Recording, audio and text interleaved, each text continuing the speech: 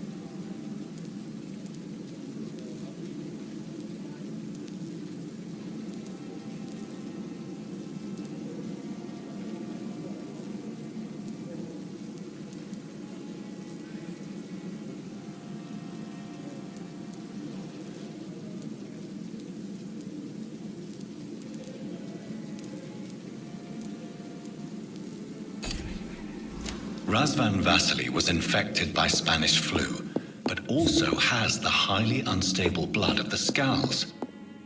Is the London vampire epidemic transmitted through the flu? I should talk to Dr. Swansea about it.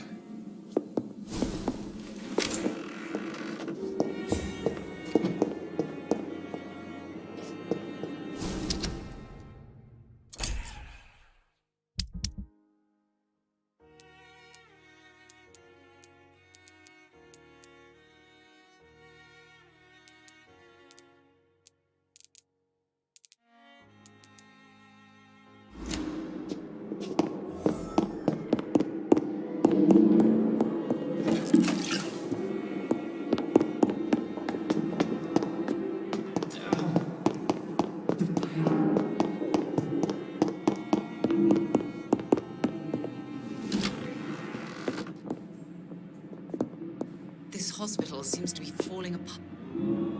Good evening, Doctor. How is my son doing?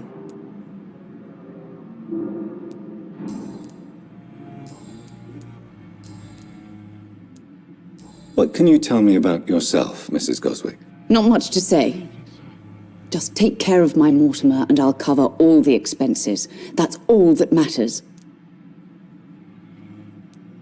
Are you really that rich? Most of the patients here are of a more humble origin, if I may say so. Yes, thanks to my husband. May he rest in peace. I can cover any needed medical expenses. May I ask if you have an occupation, Mrs. Goswick? I'm a teacher by profession. I teach young women who are more ambitious about their futures than their families.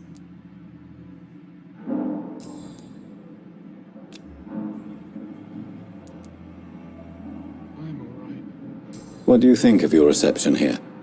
Any complaints? I have had the uttermost reservations about this hospital since we arrived.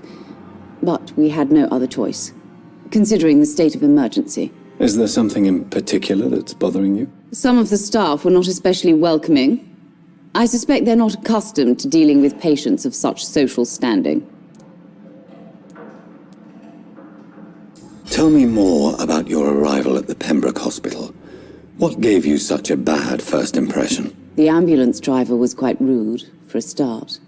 And that nurse, Miss Hawkins, seems to have quite a dubious attitude. What do you mean? She managed to secure a bed for my son despite the epidemic. It was a relief, but it wasn't cheap.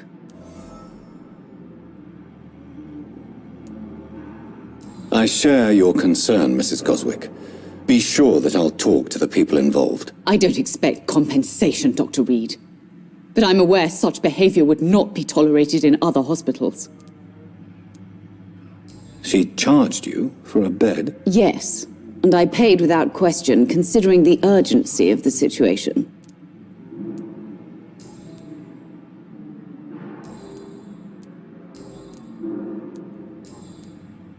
Goodbye, Mrs. Goswick.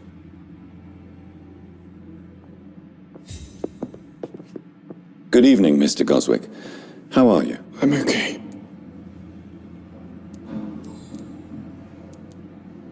Tell me about yourself, Mr. Goswick. I don't want to talk, Doctor.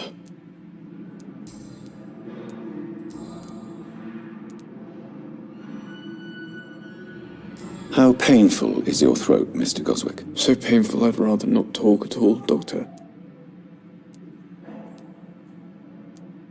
I'm sure you realize a doctor and his patient have to communicate, sir. Would it help if I gave you some paper and a pen? Not really. I see. Then maybe it's not just your throat that hurts, Mr. Goswick. Perhaps your sore throat is just the consequence of something more hurtful. Yes, maybe. But I don't want to talk or even write about it now. Why did your mother have you hospitalized here? She seems convinced this is a bad hospital. My mother just wants the best for me. She won't rest while I'm here. She'd go all the way to hell and back to help me.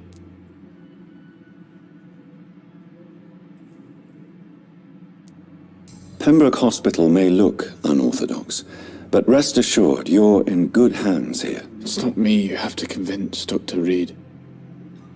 It's my mother.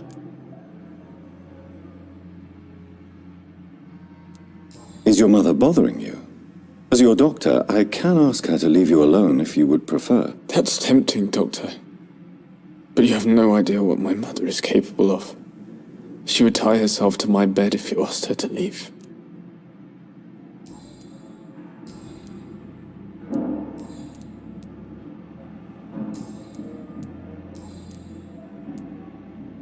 How painful is your throat, Mr. Goswick? So painful I'd rather not talk at all. I'll let you get some rest, then. Good evening, sir. Doctor. Good evening, Doctor.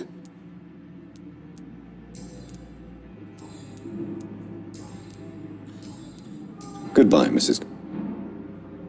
I'm all right. Don't waste your time with me.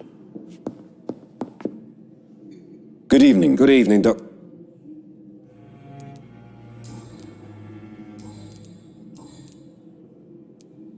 You seem worried about the safety of your family, and it's obviously the reason why your wound troubles you so much. I cannot give up on my children now. They both need me living. What about their mother, if I may ask? She died in 1915 during one of the first Zeppelin raids. We never found her body. Tell me more about the death of your wife, Harvey. 1915. I was in the army, building workshops for the Royal Flying Corps. Helen was happy I wasn't sent to the front. What happened? The Germans sent Zeppelins to bomb the construction site, but they missed their target. My wife was bringing my dinner when the bombs fell.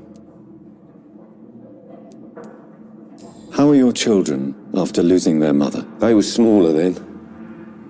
The only good thing about this is my Helen didn't bring them with her that night. I'm sorry for your loss. So many died during the bombings. I served in France and witnessed the carnage there. I would like to say that she didn't suffer. Truth is, I have no idea. I just know that I'm all that me kids have. Poor little bleeders.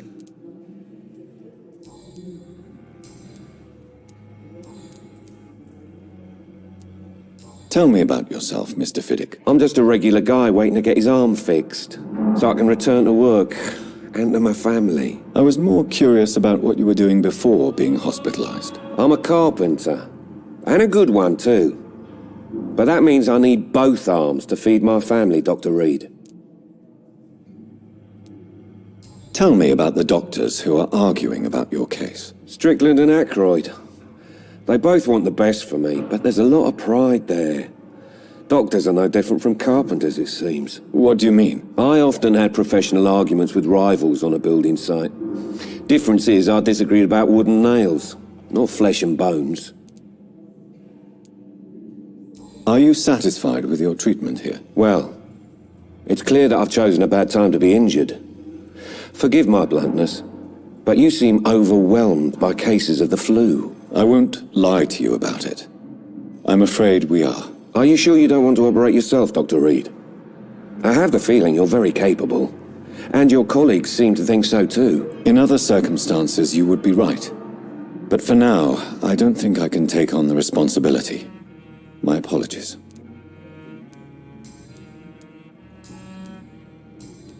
Goodbye for now, Mr. You always knew the words to calm the children, Helen.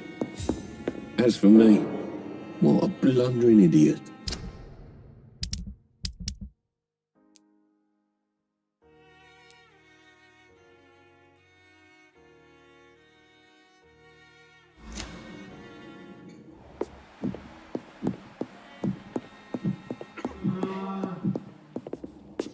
I'm quite busy right now.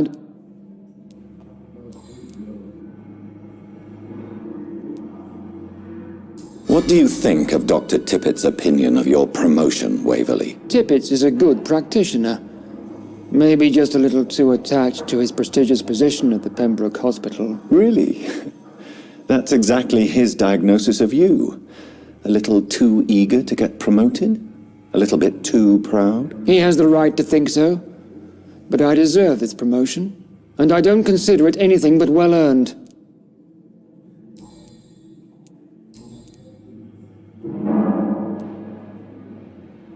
Since your tenure in this hospital is longer than mine, perhaps you can tell me more about this place. Let's just say I'm tired of the carelessness around me. I have always respected the skills of Dr. Swansea, but over time his enthusiasm has become displaced. Carelessness? Exactly what are you talking about? We're here to save lives. The people who trust us are not volunteering for experimentation. They're here to be healed. I don't intend to run any radical experiments, Doctor. Even if I, as any good practitioner should, express an interest in pushing the boundaries of medical research. Modern medical methods were created through audacity and ego. But there are rules in our line of work, and they're here to protect our patients.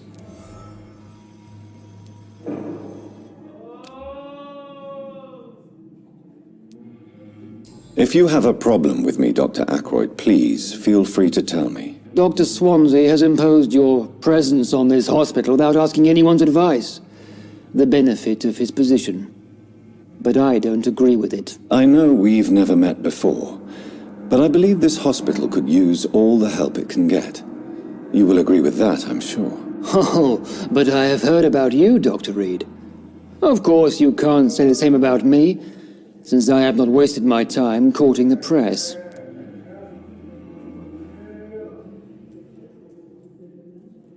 There is no need for such animosity between us. Don't you think the epidemic is already enough to deal with? That is one point we could agree on. And that is precisely why I want to be sure that you will be of help to this hospital instead of a burden.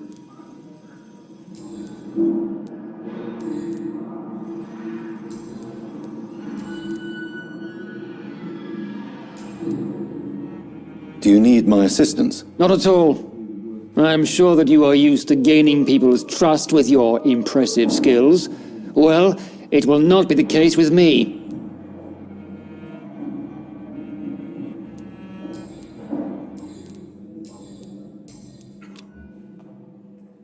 Thank you for your...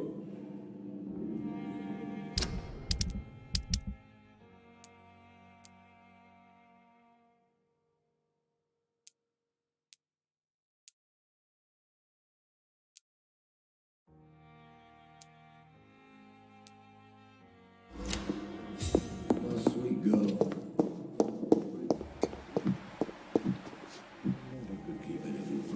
Good evening, Doctor. And good evening.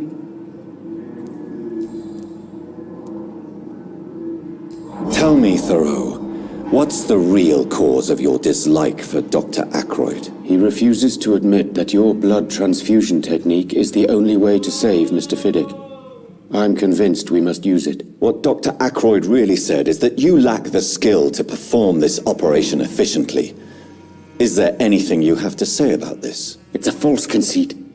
Dr. Ackroyd secretly envies your reputation. His jealousy blinds him. I'm not the real target here.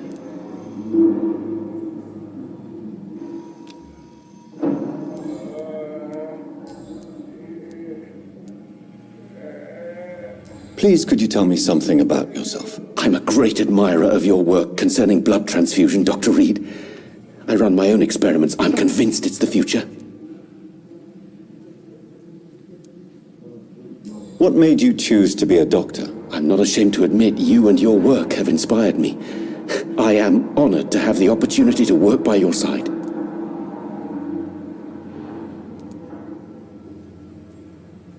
I'll give you some advice, but understand that nothing beats practical experience, which can be exhausting and solitary work. Of course, sir. And don't worry, I will never allow myself to be a burden, neither to you nor this hospital. I based my technique on my mentor's research. He helped me perfect my method. What is yours? I'd rather not talk about it. For now, it's just theories and first approach. My process is purely experimental and unsuccessful. As long as you're cautious and methodical, you may remain empty-handed, but you won't fail. You're not the first one to warn me, but I am convinced knowledge is the main weapon against the ravages of this epidemic.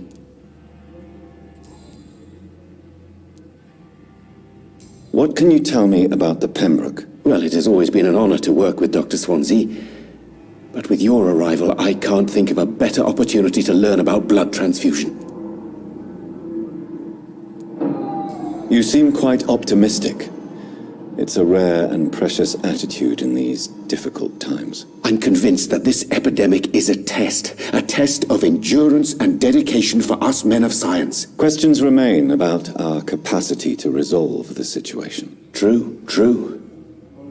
Last summer, during the first wave of the epidemic, I used to joke with Milton about the extra work. We're not smiling now. Do you need help with anything in particular? Well, yes, maybe. I'm waiting for a batch of products I ordered for my personal research, yet my supplier seems to have vanished. Do you want me to play the errand boy for you? Oh no, Dr. Reed. But if you went personally to his shop, what with your reputation and all, he wouldn't dare to refuse the products I need. I see. Well, give me the address, for I may pass by if I have time. What do you think of Dr. Ackroyd's aversion to modern medical methods? It's a shame he's so narrow-minded. Dr. Swansea taught me that science is about exploring uncharted territory. I'm convinced that's true. With the influenza and all that's going on, you should put your differences aside, don't you think? Why is it so difficult to work together? I believe that if Dr. Ackroyd had been the one to discover the transfusion process, he would be the first to recommend its use. So you believe it's just a question of jealousy and pride? Dr. Ackroyd is as proud as he is blinded by his obsolete concept of medical science.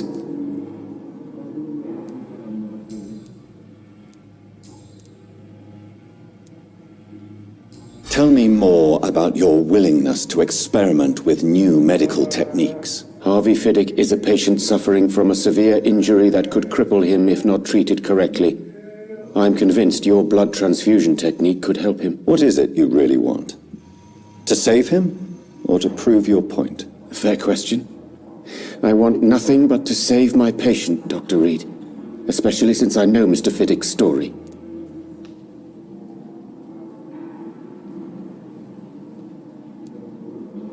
Tell me Mr. Fiddick's story. Our first diagnosis was compromised because Mr. Fiddick lied to us about the real origin of his injury. He first claimed it was an accident. But why would he hide such crucial information from us? Because he is a proud father, ashamed of putting his children at risk because of his own negligence. This personal involvement could also appear to be a lack of impartiality. You must know that a good surgeon must remain neutral. I agree. But that does not excuse Dr. Ackroyd's behavior, a man who did not even take time to converse with his patient. Do you think keeping his distance was a mistake? All I know is that I'm taking care of human beings with desires, hopes, and fears. Not some biological machine comprised of blood, bones, and flesh.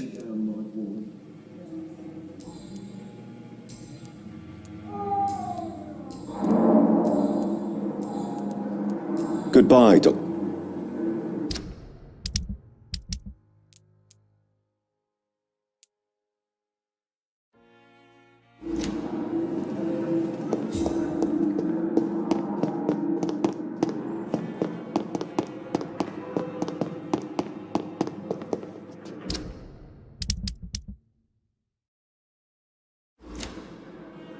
Good evening, Mr. Elwood. Evening, Doc. Blood boil with the fever.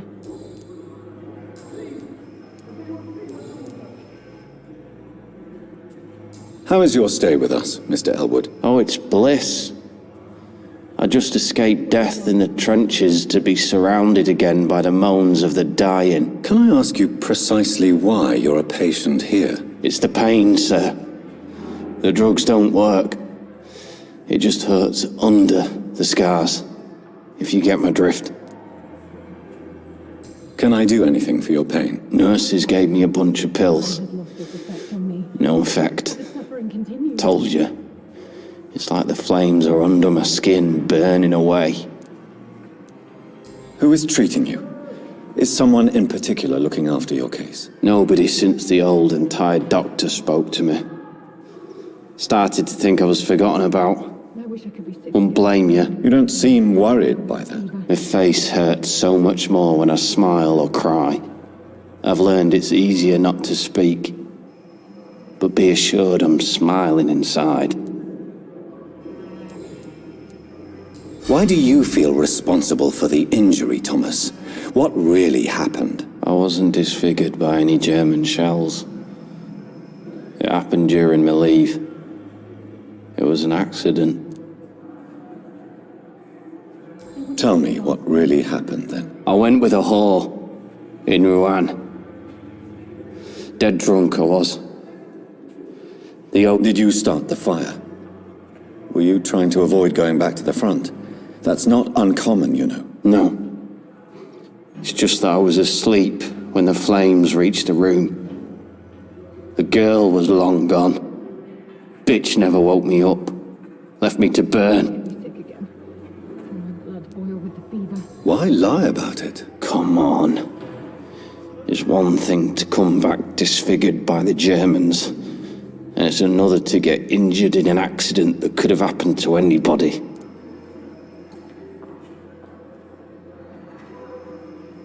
Reconstructive surgery has been very successful for some soldiers. I don't want to wear a bloody mask for the rest of my life. I'd rather stay here and just be forgotten. Disrespect on me. But the suffering continues. Why do you... I was...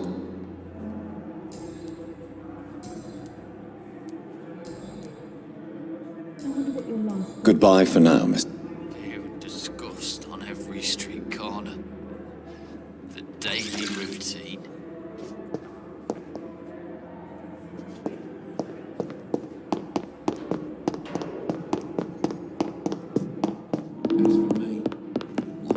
So many deaths. Good evening, Mr. Good evening. How can we be sure we're making a difference? Tell me about your injury, Harvey. Why do you feel so guilty about it? My wife died because of me. And now I may lose everything because I've been careless enough to hurt myself. What an arsehole. You can't hold yourself responsible for your injury, Mr. Fiddick. Unless you tried to hurt yourself. Of course I didn't hurt myself. But I can't work until my arm is fixed. My children need to eat, Doctor. How could your job be responsible for your wife's death? I was working a double. She went out to bring me a hot meal and got caught in a German bomb raid.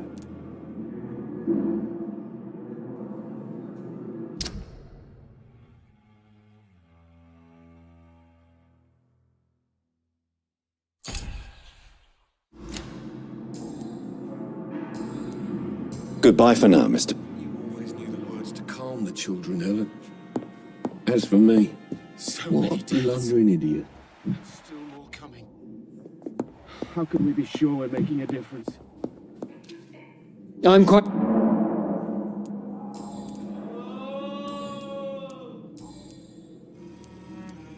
Tell me, Waverley, what do you think of Dr. Strickland's enthusiasm for his experimental research? Strickland is playing with his patients' lives for pride and glory. Now that, sir, is unethical. Are you thinking about something in particular? Harvey Fiddick needs delicate surgery. I believe we should stick to the usual procedure, but my young colleague obviously disagrees.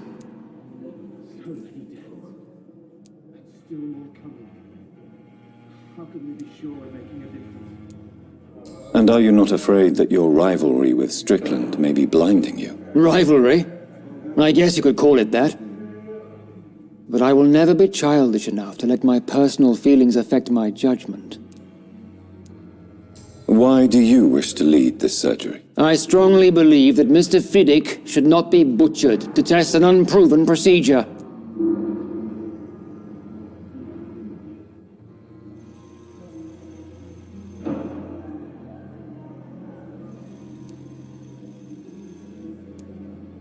If you are going to lead this surgery, I'm trusting you to assume the consequences of your actions, whatever the result. I'm not the kind of man who runs away from his responsibilities, Dr. Reed. There is no need for you to be looking over my shoulder.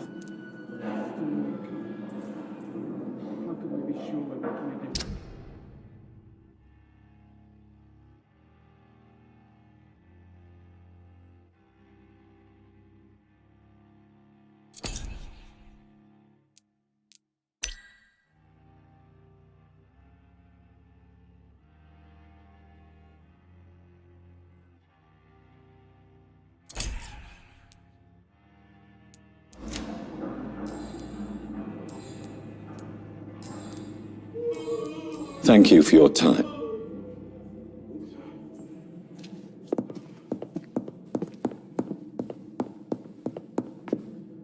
Good evening. And good evening. Goodbye. I will not let you down, my boy.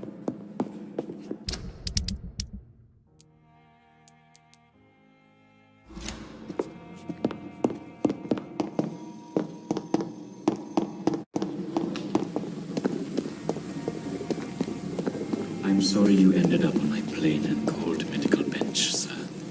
I understand you must be very angry about this unfair situation. I managed to arrange to have you buried in the same mass grave as your wife. It's locked, all right. That might help.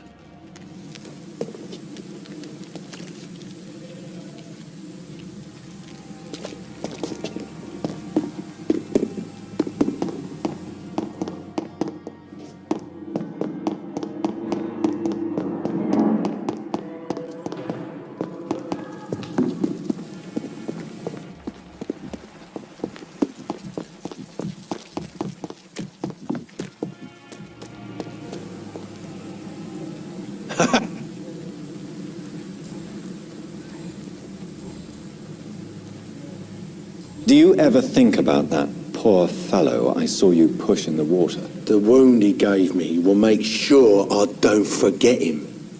Still fucking hurts, but I should cut me good. That man was determined to murder you. You almost died. What a surprise. The first time I met him, he nearly shit himself. Fucking coward. Oh, I guess revenge gives you balls. What did he want? Revenge? I recently had to kill his brother.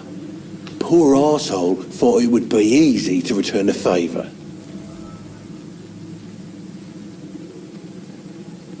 Only the strongest survive, then? Survival at all costs. Is that all you think about? I'm the toughest bastard you'll ever meet, Dr. Reed. And I don't give a fuck what you think of me. How is your hospitalization going, Mr. Cox? This is a shitty place with shitty staff. But as long as I'm treated all right, I'll be fine. What's wrong with the Pembroke staff? That bastard you sent to bring me here, Milton. I thought he was going to break all my bones before I reached my bed. I see. Any other smart comments? The nurses aren't too ugly. Especially that foxy one, Nurse Crane. Pretty brunette, tough attitude, all like that.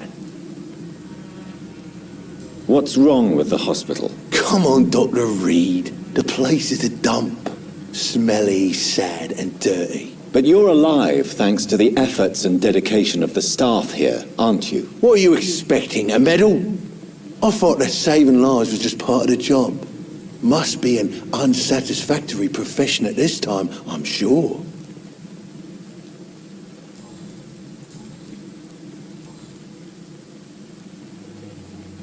How long do you think you can escape the law, Clay? I know this city like the back of my hand, Doc. I know its streets, who to pay, who to avoid, and who to bully. I won't get caught.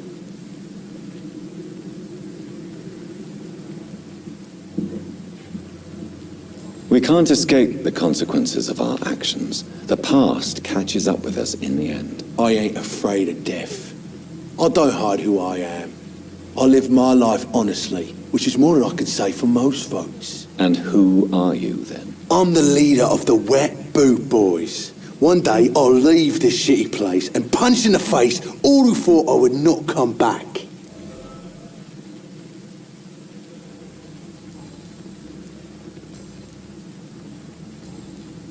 I'll leave you for now.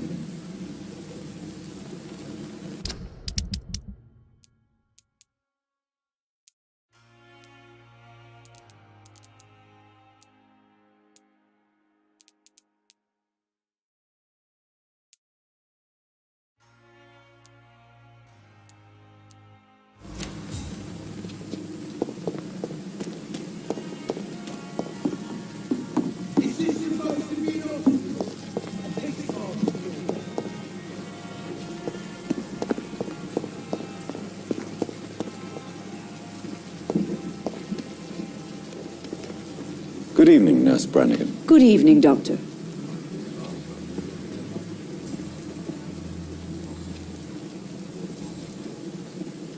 How are things here? Not good, to say the least. We're struggling against an invisible enemy, more lethal than any bullet from a gun. It's hard, Doctor. An invisible enemy? Quite a poetic term for a disease, especially from a nurse. Sorry, Doctor. These last few weeks have been exhausting. We could all do with a good night's sleep.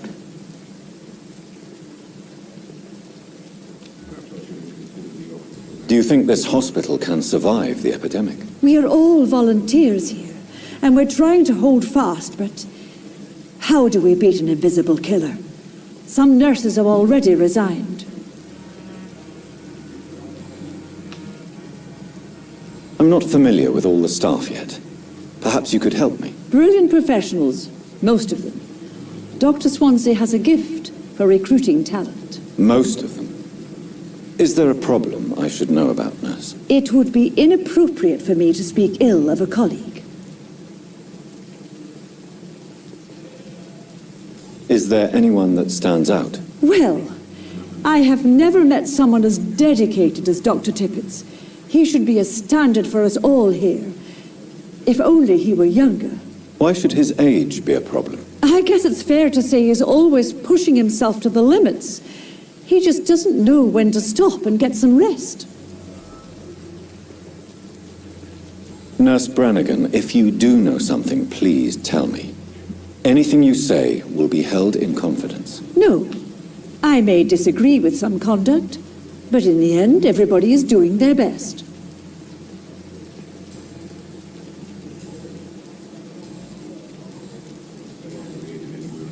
Goodbye, nurse.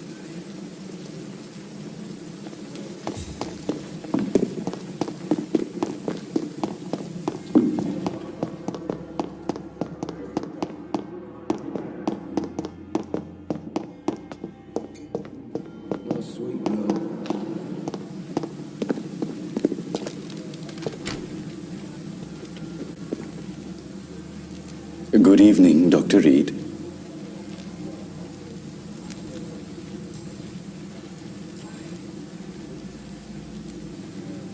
Do you work here alone? Yes, very easy work, sir. All I have to do is watch a few bodies. The situation was very different when the main morgue was still open. Why do you have to watch these bodies? Because these poor fellows have no names. We keep them in case someone comes looking for the missing. Sadly, very rarely happens. Why close the hospital's main morgue? It was for sanitary reasons after the beginning of the epidemic. Cadavers had to be moved to the nearest mass grave. Are you afraid or uneasy being surrounded by so many corpses? Why should I? These bodies are empty vessels. Flesh left to decay. Poof! No soul anymore. All gone.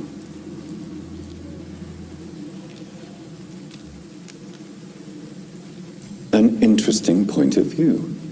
And quite an exotic one, too. Most people fear, or at least have a respect, for dead flesh. Sir, as a medic during the war, I learned to face my death and the death of others. It's the pain we have to tame, not death itself. How did you get this job? After I left the army, I worked as an undertaker down by the docks. A dangerous place with many an unpleasant business there. Milton Hooks helped me get a job here.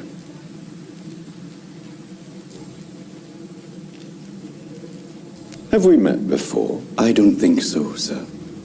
Why? When we first talked, you said you were glad to meet me since I was reported dead. Funny story, sir. Your sister came here a few nights ago.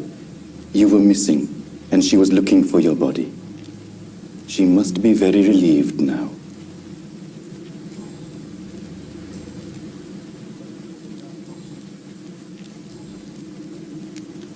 Tell me the truth about your appointment as a medic during the war, Rakesh. The regiment administration appointed me by mistake.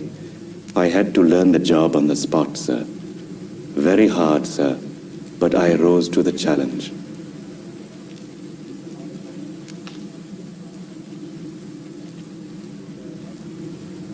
You can't impersonate a doctor. You can't improvise a medical education.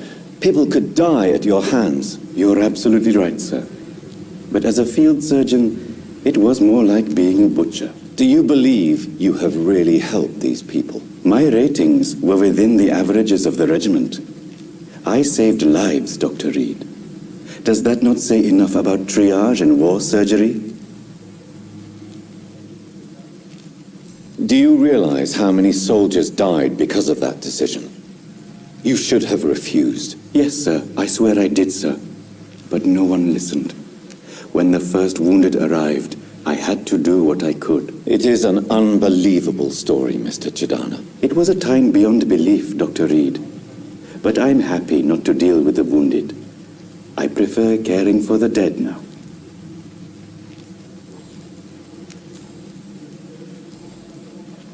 Since you're not afraid of dying, do you believe in life after death, Rakesh? No. I believe we must do all the good we can while alive. For our time is short, and the obstacles are endless. Do you think you would enjoy immortality as a concept? I don't think so.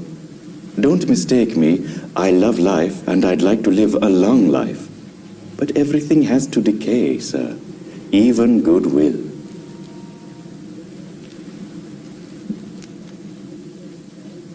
So you're ready to die? No, I am not. I don't fear death, for I won't see it. What troubles me is the pain my death will inflict to those I know. You're a wise man, Mr. Chidana. No, Dr. Reed. I am a foolish man. But I like to think otherwise.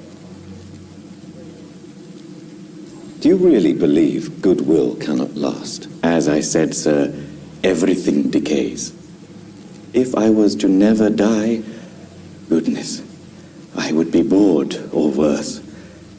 And I like to be helpful, sir. Quite depressing, wouldn't you say? Yes, but the good news is we'll all die before losing our humanity, sir.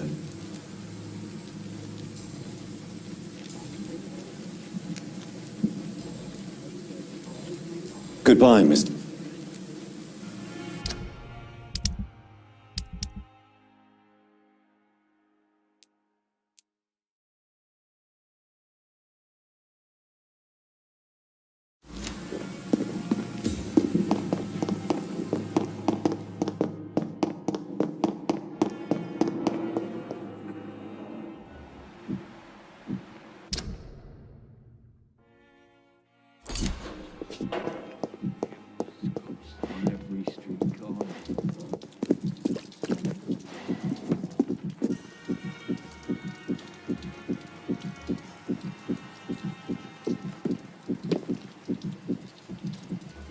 And I thought last summer's epidemic was difficult.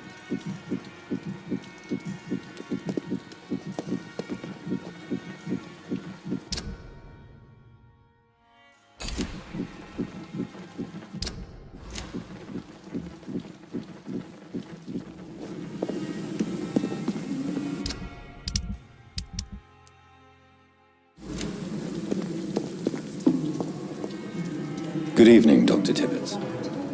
Dr. Reed, any good news to share?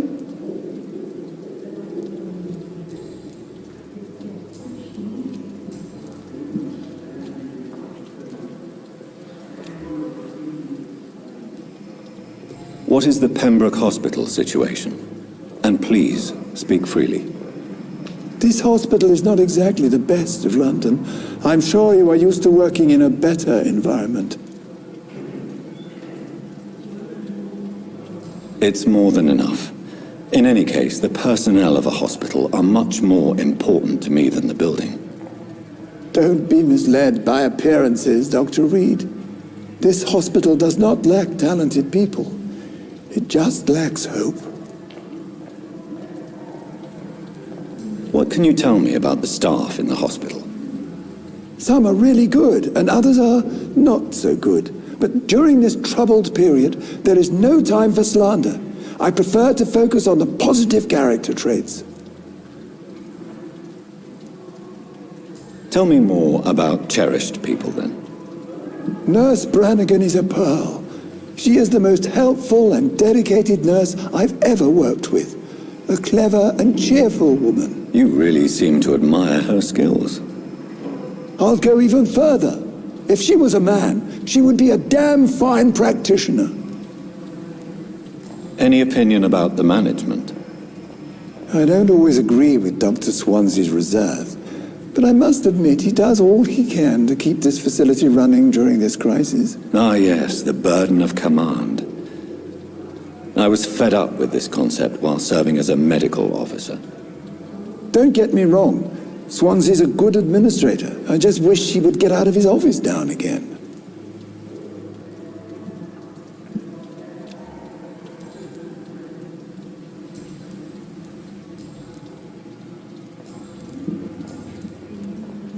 You're exhausting yourself, Corcoran. Maybe you should think about preserving your strength. No, we must keep on healing all those poor souls. We are the last rampart before chaos. Once more unto the breach.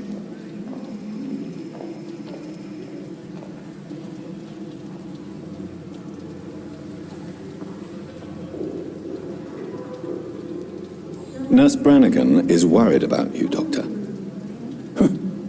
She should not have told you that. I will have a word with her. You don't have to blame her for her honesty. I'm not that kind of man, my dear Jonathan. Actually, Nurse Brannigan's opinion is the only one I may listen to.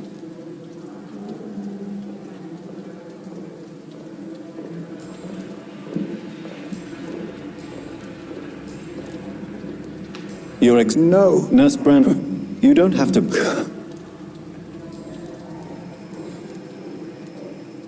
Corcoran. He was my...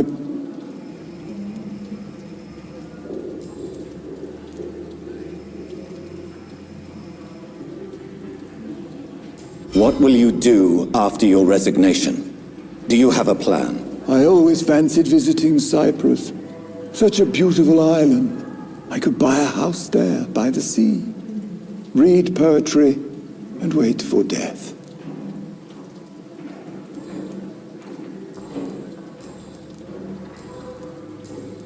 Goodbye, Doctor.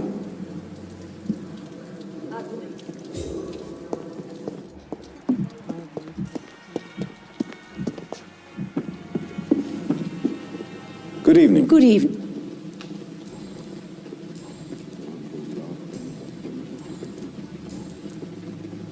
Why does Dr. Tippett's claim you're the main reason he keeps working, despite his fatigue? If it wasn't for him, I probably would have left the Pembroke years ago.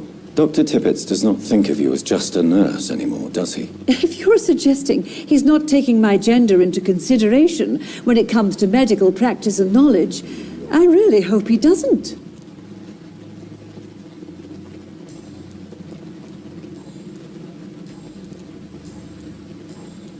Goodbye now.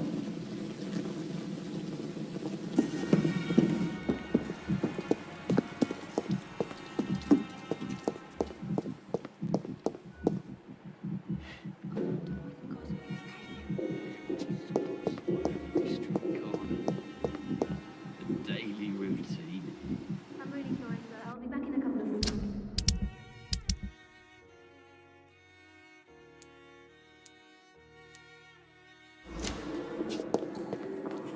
Good evening, nurse. Good evening, Doctor.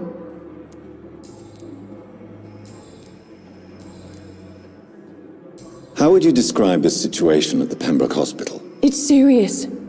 The flu is wreaking havoc amongst the staff and patients. We are running out of everything. You must get a hold of yourself, nurse. Sorry, I'm exhausted. No one has any idea when this epidemic will be over. Nurse Hawkins, the Spanish flu won't last forever. Even the Black Plague didn't kill everyone. I wish I could believe you. But what if this epidemic was worse? What if in the end, nobody was spared?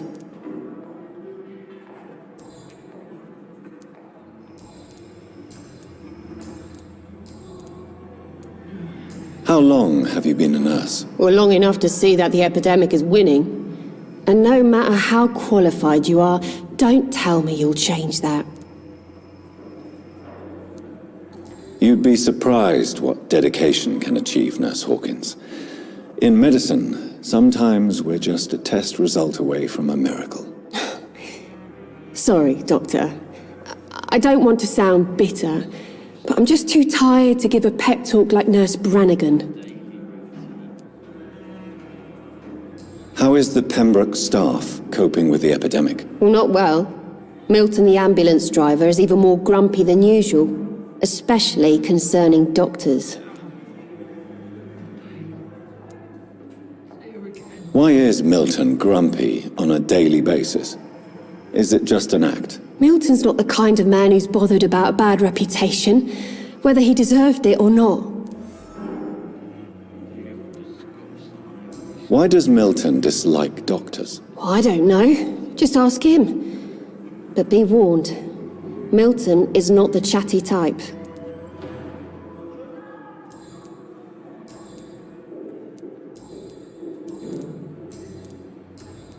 Goodbye, nurse.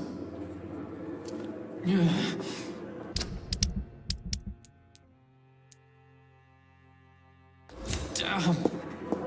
The pain. It's there again. Hello?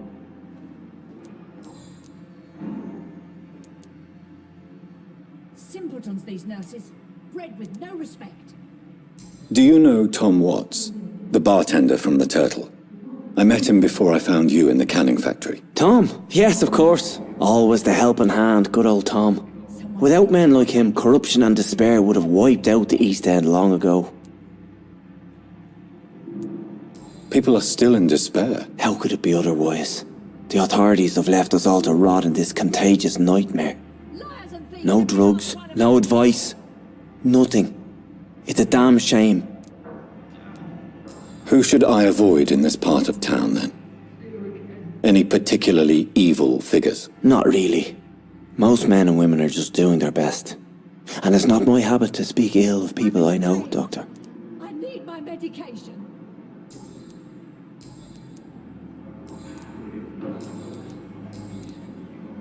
How did you end up in William Bishop's den? I had received alarming news about his recent behaviour. I went to his place and he refused to let me go. Why did he abduct you? William was an alcoholic. His addiction suddenly changed to blood. I don't know why. Just like a patient I met here. This Miss Hawcroft. You dared to enter this awful place alone. You're a hero, Mr. Hampton. Or a fool. I'm just a man trying to help his friends, Dr. Reed. William Bishop was a conflicted soul, searching for light. Liars and thieves, every last one of them! What is the general situation in the East End docks? The situation has always been tough, with a lot of tensions between the gangs and the Dockers Trade Union. The Wet Boot Boys are very nervous since they lost their leader. Who leads the gang now? Since Clay Cox went missing, it's his wife Edwina who runs the show, with the assistance of her minion, Booth Digby. Has the gang been threatening you? Ah, no. I've had this nickname for so long, you know, the sad saint of the East End. No one dares to bug a saint, not even criminals. Simpletons, these nurses. Bred with no respect. Goodbye, mister. Fear and disgust on every street corner. Daily routine. Someone's poached my blanket. Oh, so many deaths. And what of my own life? The patients are not full. They only are overwhelmed by this horrifying epidemic. Good evening, Milton. Good evening, Doctor. Still trying to save lives?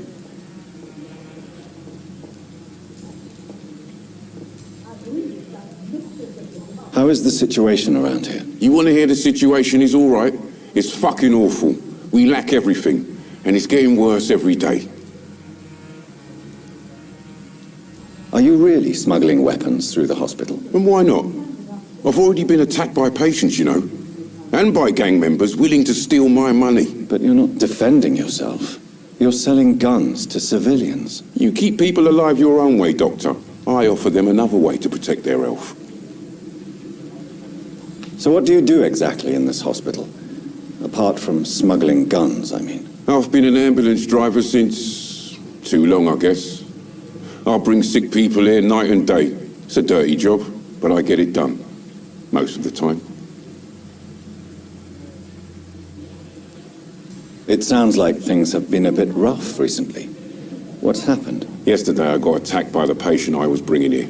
I escaped through the hospital's garden, but I lost my wallet when I was running. You left an infected patient outside the hospital? That's incredibly dangerous. Go there yourself if you want, but be careful, Doctor. I'd rather not bring your dead body back. Since you're on the front line, how is the sanitary situation in this vicinity? It's a complete disaster. It's even getting dangerous to enter some streets or buildings. Even the locals attack you.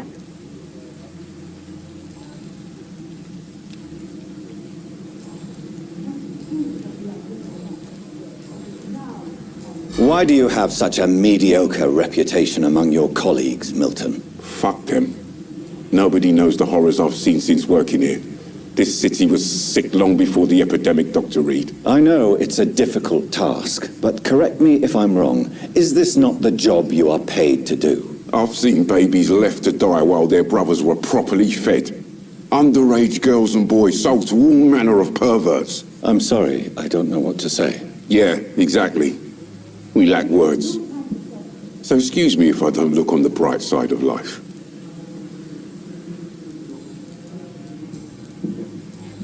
Goodbye, Milton.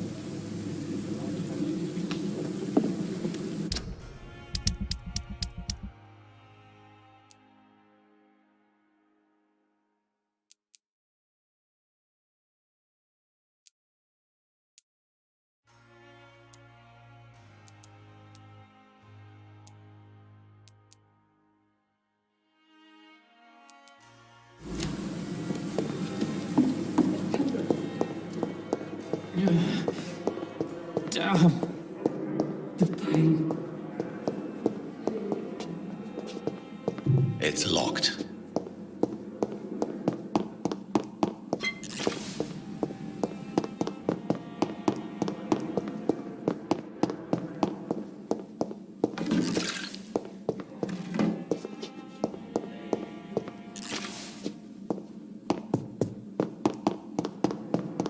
Affecting me. But the suffering continues. Calm the children, Ellen. What a blundering idiot.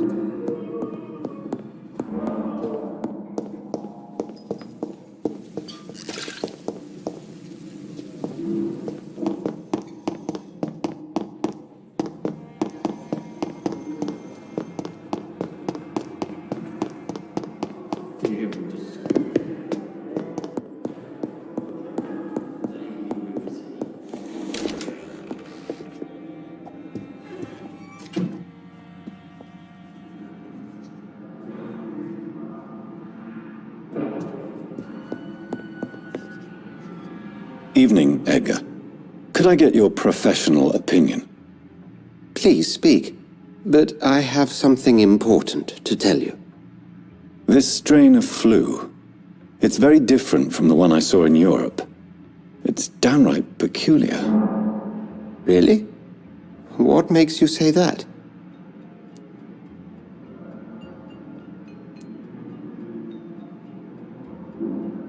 I've just looked at the blood of one of our recently deceased. I see. Do you have anything more to go on? This disease spreads and looks like the Spanish flu, but its effects differ greatly. The London strain is different from the continental one. This is very interesting. Did you find something else?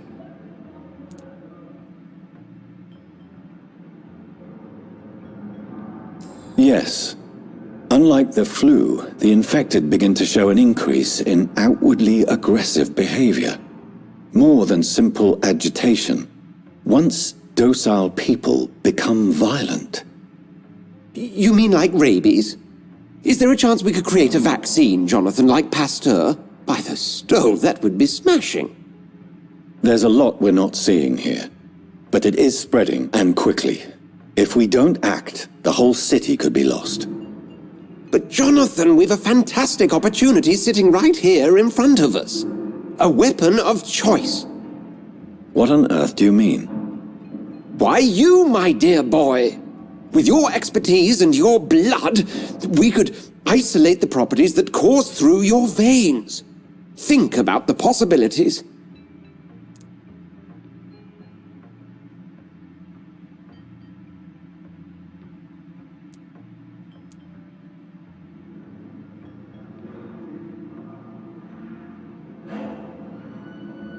But the risk of infection using vampire blood could compound the situation.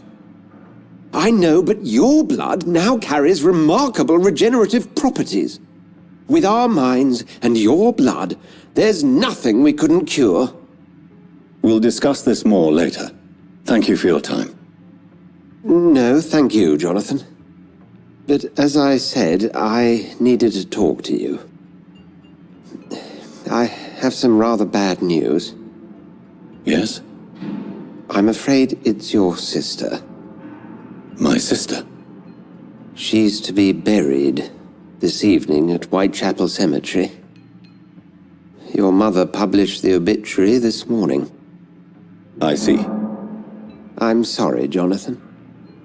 Please accept my condolences.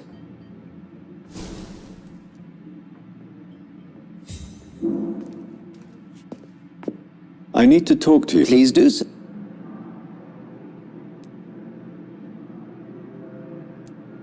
Nurse Crane will not be returning to Pembroke Hospital. Oh, really? Did something happen? She seems such a very capable woman.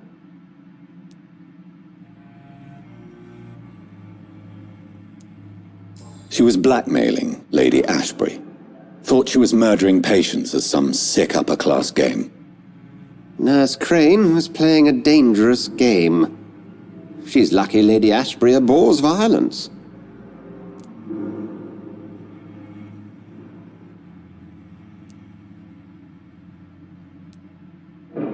Do you know anything about the vampire hunters in the East End? Without a doubt, it's the Guard of Prewen. Zealots to the last man.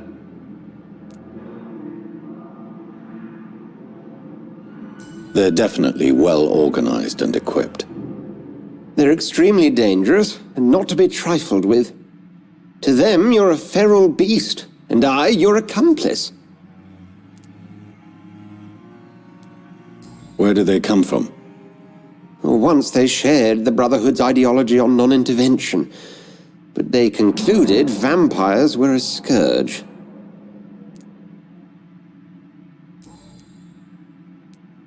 So you manage a hospital financed by a vampire? Yes, Pembroke was founded by Lady Ashbury. She's also our largest donor.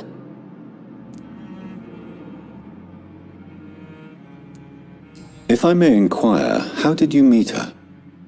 Well, Jonathan, she sought me out and offered me the position. It's been a very profitable partnership for both parties.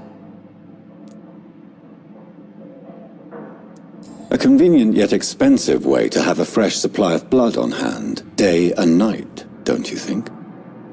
All vampires drink blood by nature. Me, I praise the lady's exemplary moral fiber. We'll talk later.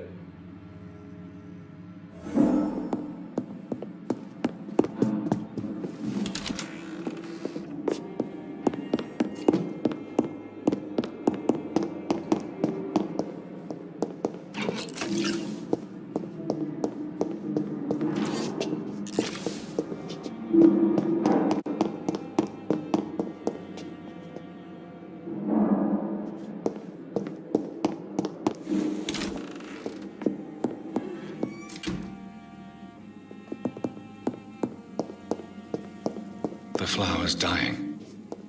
It needs water.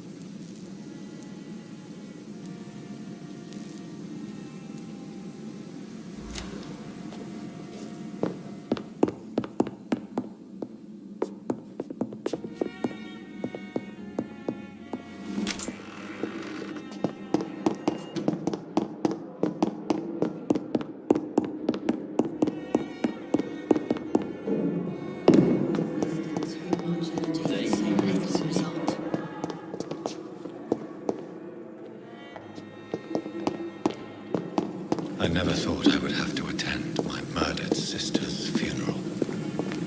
Mary, I can't forgive myself. I'll find the truth about what happened to us. I swear. Good evening. Good evening, Doc. I'd like to... Wise choice, Doctor.